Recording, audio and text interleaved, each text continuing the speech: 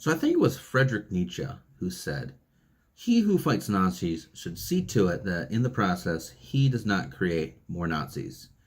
For if you cry Nazi long enough, Nazis shall rise up."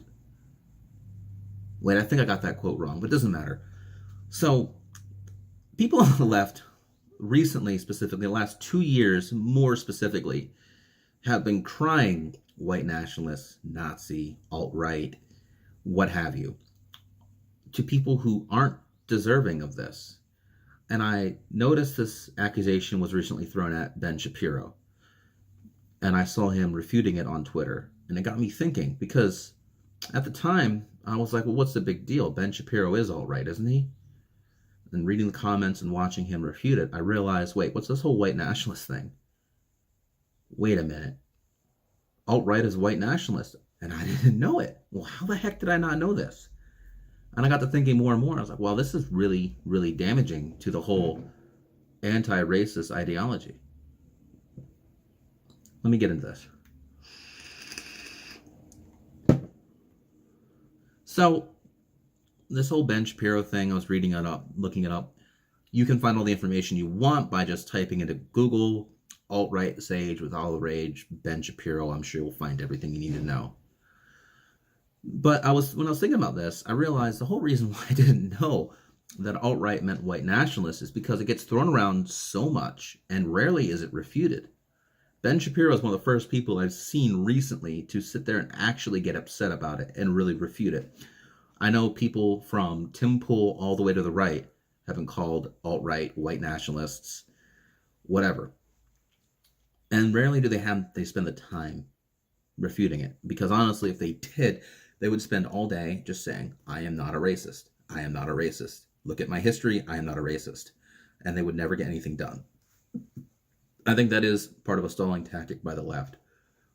But what it does is because political commentators who are called alt-right or alt-right adjacent, they are forced to ignore these accusations because they don't have the time to refute it. But it gives people who actually are alt-right, who are Nazis, who are racists, who are white supremacists, an in to sit there and say certain talking points. And all they have to do, and I've seen it, and I've been guilty of watching these people for a little bit without realizing just how racist they are until I did my own research. They just say certain talking points without giving the full information, and all they have to do is use those statistics, those verifiable facts, without giving any background information, to slander the race du jour, the race of the day, whatever race they want to make look bad that day, or make white people look really good. And when someone calls them an alt-right or racist or a bigot, all they have to do is ignore it. And they keep going.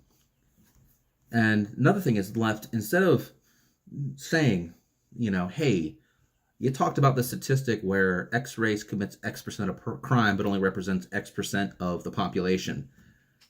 And it's really just racist cops who are arresting that race all the time and letting white people off. Well, people on the right, or even in the center, and white people as a whole, rarely experience racism. And most people don't think that cops go out every day, load up their gun and say, man, I hope I get to shoot me a minority today. I highly doubt. I'm sure if you looked at every single cop and they're honest with you, I'm sure you'd find a few who absolutely are like that. Every day, they hope they get to arrest some minorities. They hope they get to shoot somebody who's not sharing their same race. But I don't think it's a majority. I don't think it's even a large enough minority. I doubt it's even, I'd be surprised if it was more than 5%. So that is an absolute fallacy of a talking point. If you, on the left, were to say something along the lines of, well, it's also verifiably true that people with lower education, lower income, and a lack of support structure from those who have higher income, higher education, are more likely to commit crime. And if you put a white person into that situation, they're more likely to commit crime, or just as likely to commit crime as anybody else. Well, that's using the same kind of facts that the person on the right used, and playing by their rules and winning at that game. And I'm not a big fan of always playing by somebody else's rules, but if you can play by somebody else's rules and win, then you always, always, always should. And if you can't, then it also sometimes shows that you're unintelligent and unable to debate. And this is why a lot of people don't want to listen to your talking points. This is why nobody believes cops are racist, because there's no statistical evidence to support it.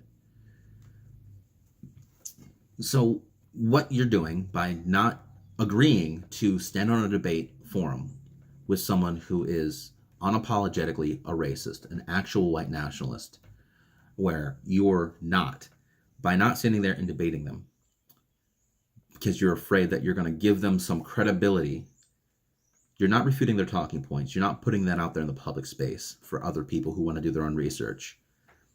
And then by crying everybody else is a racist Nazi, you're giving people who are racist, Nazi, white nationalists a platform and ability to speak. When you tear down all these other people on YouTube or Twitter for saying one thing taken out of context, then you're giving credit to the white nationalists, saying, look, see, they're pulling down anything. So at the end of the day, you're creating Nazis. You're creating white supremacists. You're allowing people who are doing their own research to be radicalized. Stop it. Simple enough. Anyway, I hope you enjoyed this video. I hope you all don't think I'm a white nationalist or a white supremacist. And I hope you all have a great day. If not today, I hope you can try again tomorrow. End of video.